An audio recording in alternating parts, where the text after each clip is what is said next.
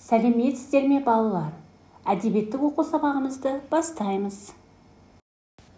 Бүгінгі сабағымыздың мақсаты шығарманың тақырыбын және бөліктерін анықтау, ақынның айтқысы келген негізгі ойын анықтау, өлеңдегі маңызды жолдарды тауып жазу. Балалар, біз кешегі сабағымызда әдебиет танытқыш, 40 мысал, тіл құралы атты еңбектерінің авторы ұстаз, ғалым Ахмет Байтұрсынұлының оқуға шақыру өлеңімен танысып, және өлең мазмұнына сай сұрақтар қойып үйренген болатынбыз. Ал бүгінгі сабағымызда елестету әдісі арқылы жаңа сабағымыздың тақырыбын ашуды ұсынамын.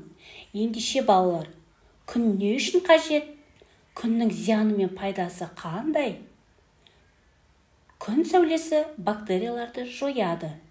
Дегенмен шамадан тыс болса, ағзаға кері әсер етеді. Күн шыққанда қандай іс-әрекеттер орындалады? Қане ойланып көрейікші.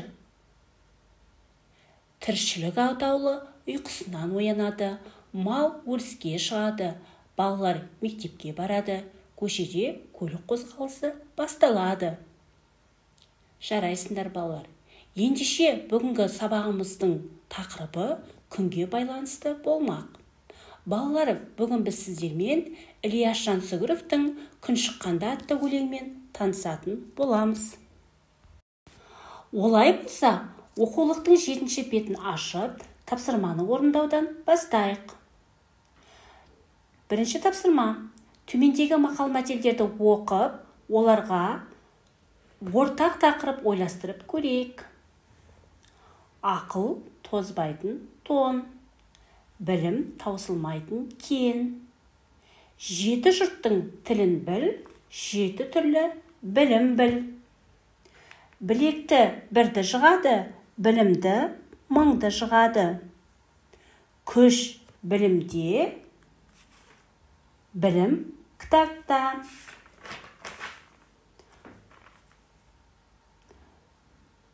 Дұрыс айтасыздар балалар. Бұл мақалдардың барлығына ортақ тақырып білім екен.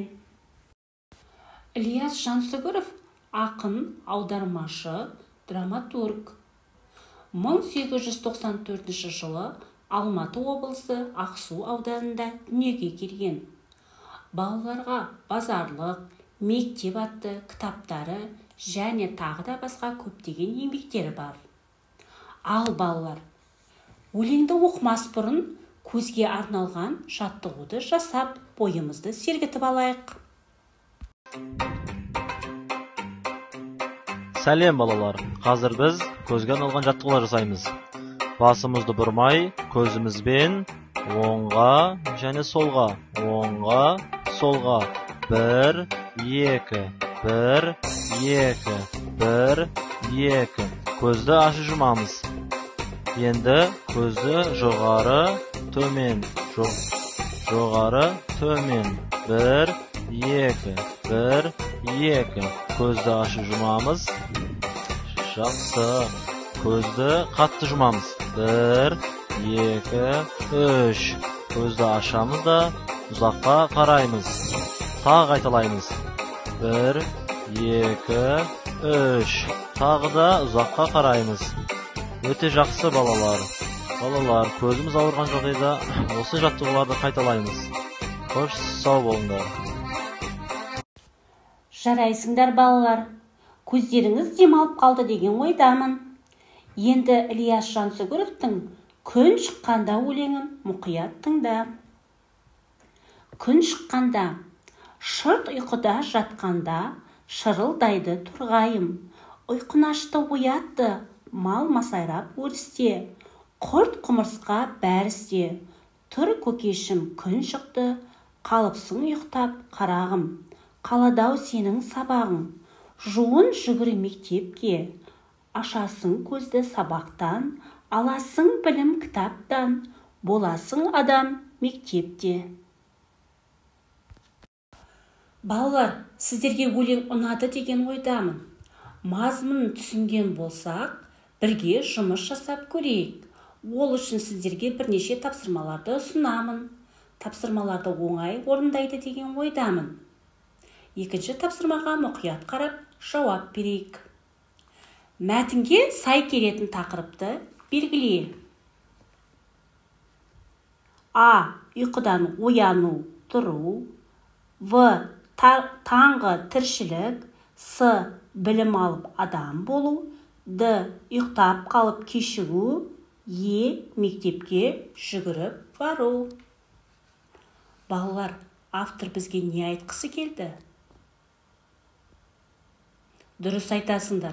Білім алып адам болу керектігін айтқан екен. Енді келесі тапсырмаға зер салайық. Қорытынды ой қай шумақта жазылған? А. Бірінші шумақта. В. Екінші шумақта. С. Үшінші шумақта. Д. Төртінші шумақта. Қане ойланайық. Жарайсыңдар балалар. Қорытынды ой төртінші шумақта жазылған екен.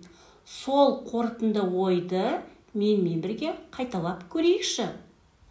Ашасың көзді сабақтан, аласың білім кітаптан, боласың адам мектепте. Бұл тапсырманы да оңай әрі дұрыс орындадыңыздар. Балалар, енді үйге тапсырма.